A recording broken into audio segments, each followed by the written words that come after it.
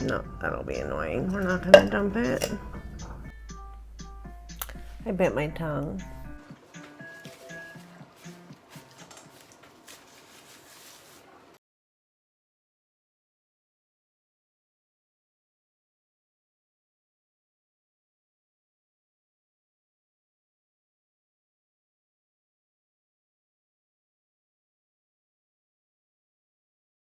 Welcome to Olivia Plants. My name is Olivia.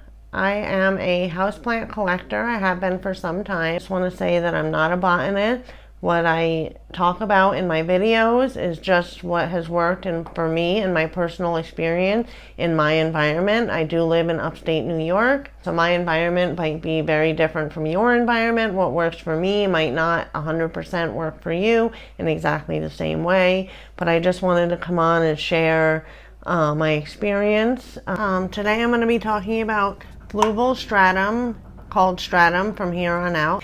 It is a compressed volcanic soil from the foothills of Mount Aso in Japan. It is compressed into little granules. Let's see.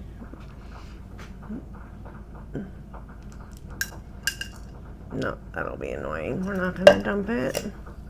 They are varying degrees of size. According to Fluval, it's supposed to be 3 to 5 millimeters. It does, because it's a soil, I guess it contains, although I have not been able to determine in any of my research just how much it contains of any of these nutrients, but it does contain potassium and iron and also some phosphorus. And according to the Fluval literature, it helps to support a neutral to slightly acidic pH. It doesn't, they say that it doesn't really lower the pH, but it just helps neutralize it and make it slightly acidic. I actually would love to do an experiment to test out what the pH becomes just using Stratum over time. But I have not tried that yet. So it is a very porous substrate. It does wick up water quite well. For example, I use it like this with a little Leca reservoir. I don't know if you can see the water levels about here, but you can see that the Stratum has wicked up the water up to about this level there. I find this an excellent substrate to use for cuttings, propagations, anything that I'm having a difficult time getting to root. I use it for corms and tubers, things like that. I actually just started experimenting with starting seeds in it, and I actually have a couple of succulent propagations going as well. So hopefully I'll be able to show you those at some point. Now, there is some debate. A lot of people are debating on whether you should be rinsing your stratum before putting your plants into it. I've done it both with rinsing and without. If you are going to be rinsing, make sure you're using a cooler water. The granules can break up fairly easily, so if you're using a hot water, that can help it break up faster. And you just want to gently rinse it with cool water. Don't, go in with the water and agitate it with your hand to try to rinse it better, because you can end up breaking up the granules and you don't want them to be turned into a powdery soil. So I also have done it without rinsing, and it does just kind of create down in the bottom, you can kind of see that just like a black, powdery, it just kind of hangs out in the bottom. It has not had any ill effects on any of my propagations that I haven't rinsed with. Some people do say that you're rinsing away some of the nutrients if you do rinse it, so they prefer not to rinse it. I don't really have a preference either way. I do it both ways. It just kind of depends on how things are going, what's happening in the moment. So I did just want to make this video because I heard about Stratum several months ago, and I was trying to research and look into it and find out more about houseplants. I don't have an aquarium. I don't have a shrimp tank. I don't know anything about any of those topics. But I was trying to learn as much about it as I could before I started using it for houseplants. And I couldn't really find a lot of information, so here we are. I decided to make a video and welcome. Aside from using it, so the couple ways I use it is I use it like this. This is just stratum. It does have a Leca reservoir. I don't always use the Leca reservoir. It's not necessary. You can just have a reservoir at the bottom.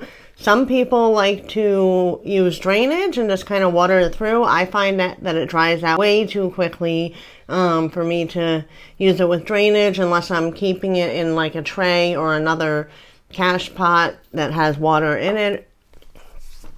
I also mix it with perlite. I have one right here to show you.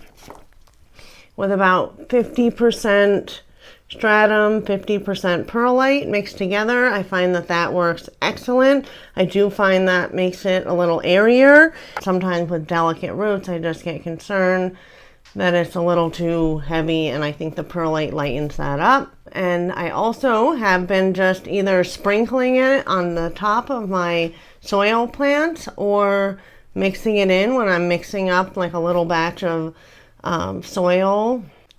I haven't really, we're coming into spring, so everything's kind of starting to grow much better anyway. I don't know if mixing it in with the soil has created any amazing difference. But you know, I just keep on doing it. My plants seem to be happy and doing well, and if it does have some, you know, trace nutrients or anything like that, then more benefit for them. The only plant that I have had so far that has not been happy with straight stratum is a Monstera Escaletto. I had two. One in straight stratum and one in perlite and stratum, and the one in perlite and stratum is doing great. The other one got a little bit of root rot. I don't know if I, you know, kept the reservoir too high or if I let it dry out too much. Sometimes that is a problem. So we have this little one that I just cut up today. I cleaned it up. I cleaned all the rotten roots off, and it's just drying out right now, and we're going to repot that up. I did just order a bunch of caladiums that arrived 2 days ago, and I planted them up, and then since I did actually receive 3 of one kind, it was the only way I could order it. So I decided that we are going to experiment with potting one in stratum and see what happens. Sorry, I'm just trying to decide are we going to do stratum and perlite? I think we're going to do stratum and perlite. Lately, I have been finding that seems to be a little better for more like universally for all plants. It definitely does create the aeration that I mentioned or will mention. So we're going to get that set up right now. I'm going to show you.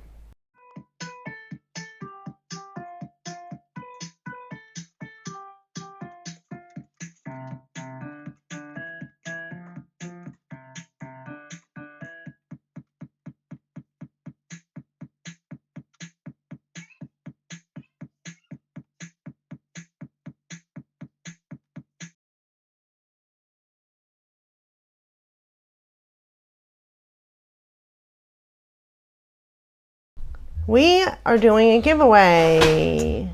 Woo! All right, so I just want to show you a couple of things that I have growing. Now, today is June 10th. So this is I thought it was a Hoya coronaria, but the tag that I don't know if they got mixed up because I did get both of them. The tag says Hoya sembra. So I'm not sure. I'm going to take this out if I can.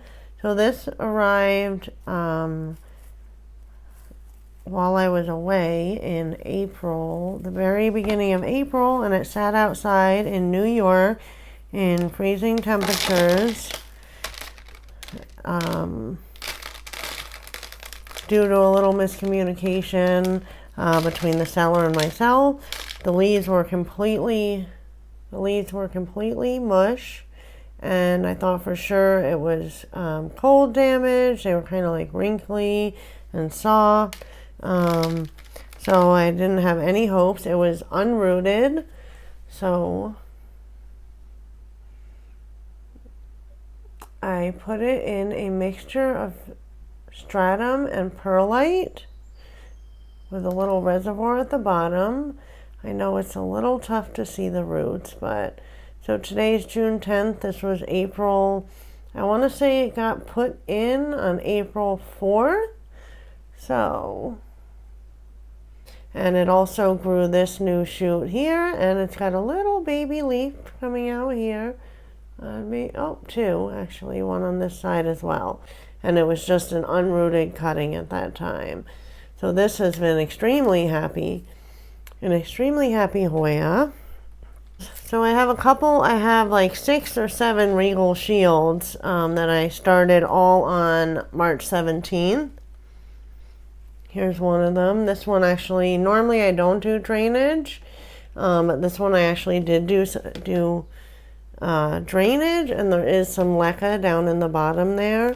I'm not sure if you can see that. Can you see those roots? So it's so hard to show these things, maybe over the black. Oh, you can see it a little bit. We are going to pull this out. It's got two very beautiful leaves.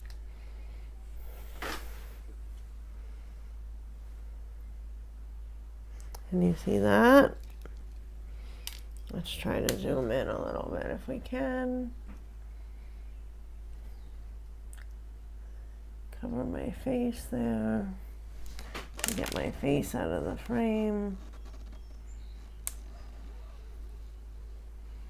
Here's my regal shield.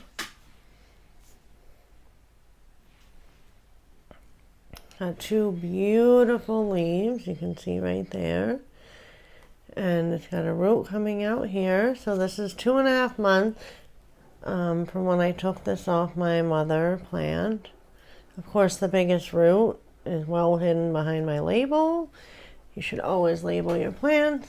I always find, I think I'm going to remember, and then I have a very hard time and I lose track. And just want to get my tray out here because I am going to take this baby out for you. I have not taken this out yet, so we're going to take a look at it.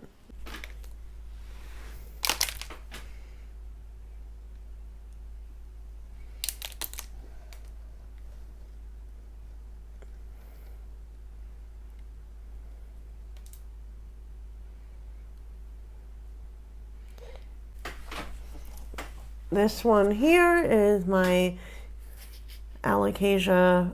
Well, now it's looking more, there's some debate over the name. I call it my Alocasia poly or Amazonica. This here, tuber, basically all the leaves died off. I thought that it was going dormant, and then I kind of left it alone. But then I was checking things, and I checked, and all the roots had rotted off. So I did put this into stratum as well as some of the corms. And this took about, I want to say it was about 6 weeks. And I can see if I can insert a picture. Had a very good set of roots. You can see it's got another little new leaf coming there. Put this back here. One more I have to show you, which is one of my black velvet Alocasia. I did not label these ones, unfortunately, but it's got 3 leaves. And let's take a look at those roots. You can see them through the side of the pot here.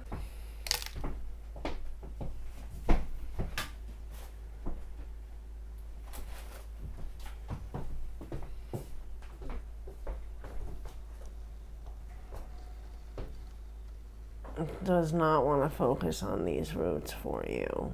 I apologize. So that's got those 3 little leaves. And it's got a fourth leaf on the way, which I know is something I've always struggled with my Alocasia. You usually want to be in like the 2-leaf or the 3-leaf club and just leave it at that.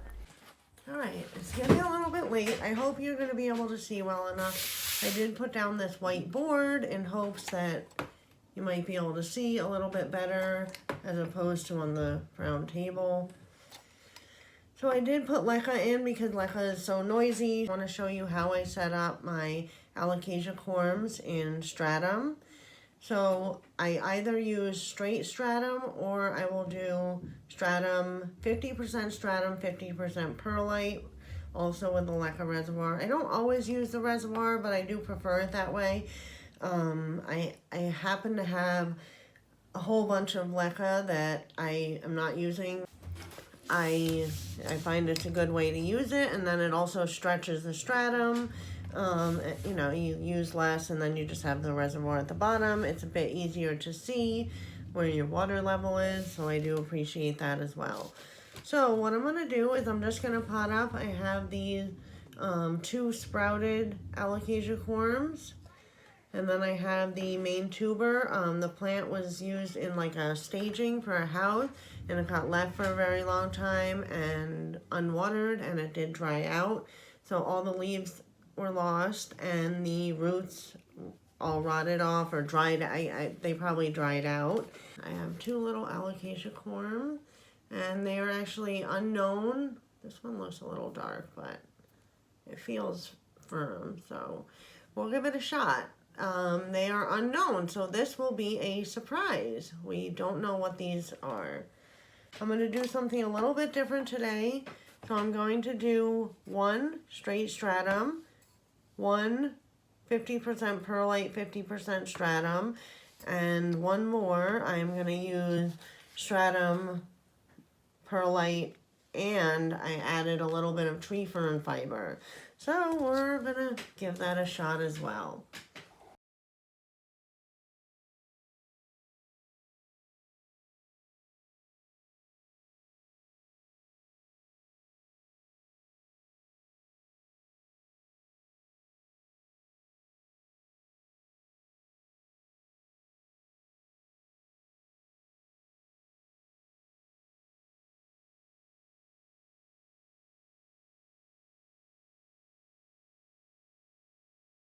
Oh, you can see that the water is just about here.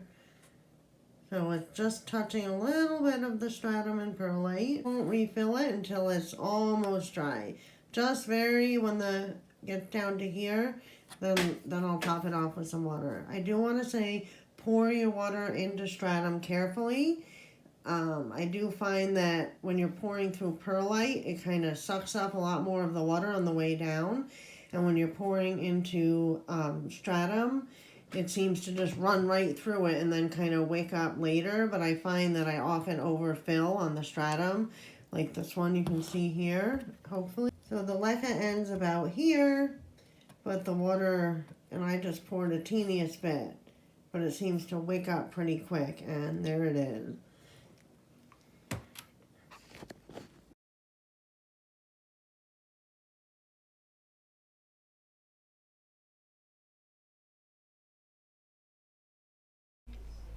I just wanted to go over a couple key points from the video and a couple extra things that I wanted to add. The first one being, if you're just new and starting out with stratum, I recommend starting with maybe some cuttings that aren't super expensive or super valuable, or you won't be too devastated if perhaps something happened to them, just so you can experiment and see kind of what works for you.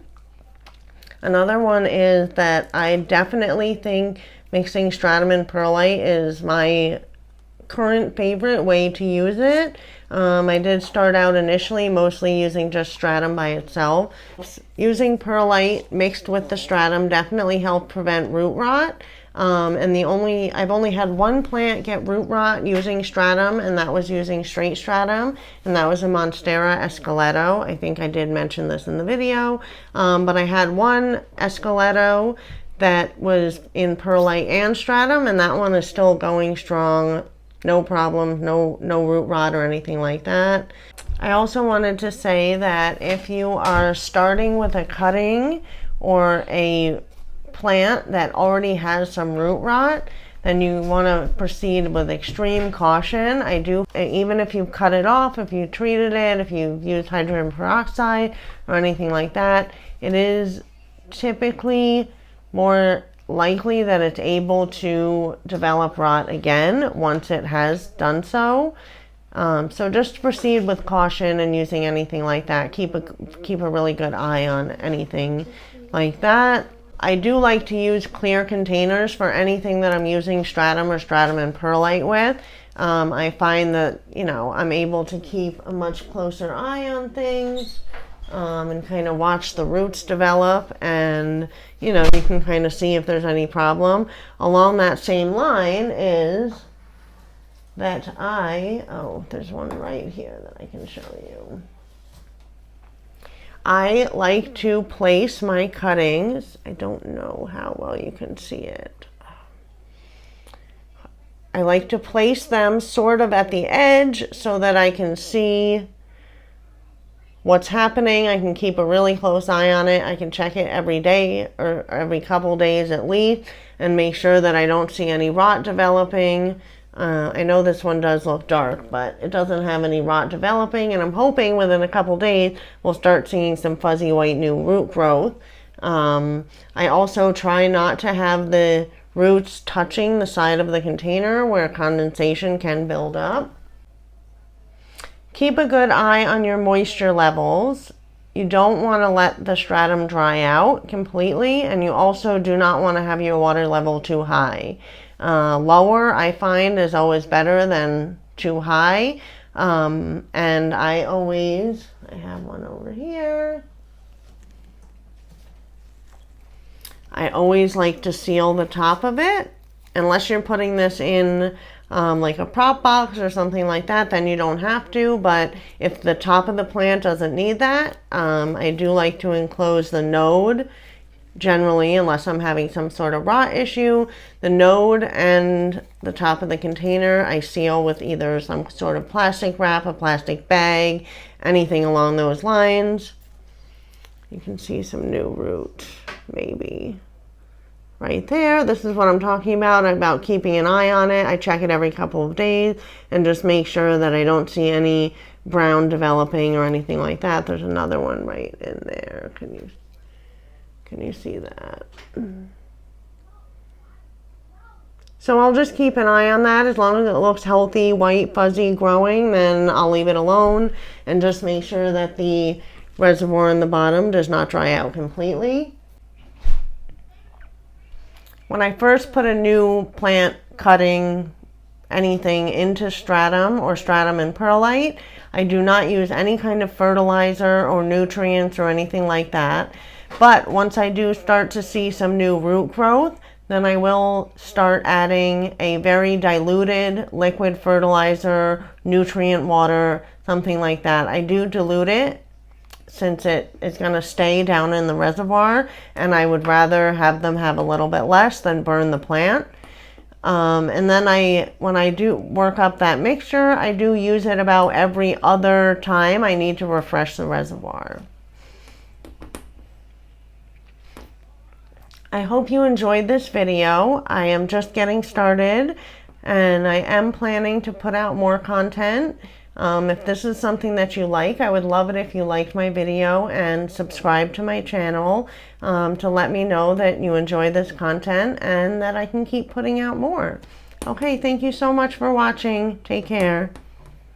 Okay, so we are going to be doing a giveaway. We're just getting our YouTube started here, and this is our first video ever, so we really appreciate any likes and subscribers. So, here we are. We're going to be giving away Stratum. Surprise, surprise. In case you want to trial it out and don't want to have to buy a big bag. Do you know what that is? Mm-hmm. We are going to be giving away a kit of stratum you can pick from I don't know how many. 5.5 ounce container with a lid, or a hard plastic shot glass. You gotta show it. Hold them both up at the same time. Nope, these two. So you choose lidded container, shot glass. And then you can choose your choice between just straight Stratum or stratum and perlite. perlite. They will be shipped separately, like this in a container. It'll be enough to fill the container of your choice.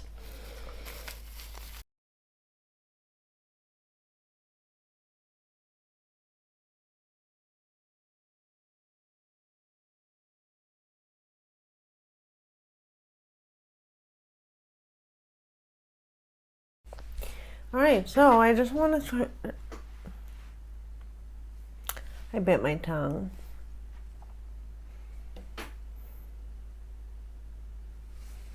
I have see, I was trying to prevent the noise, and then there's the noise. So, right.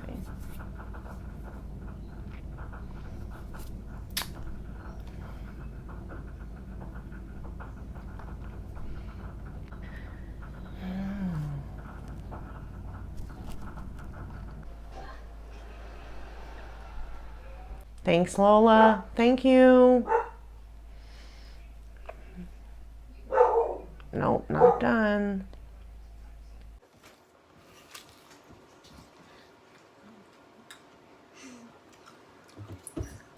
Now this is falling on me.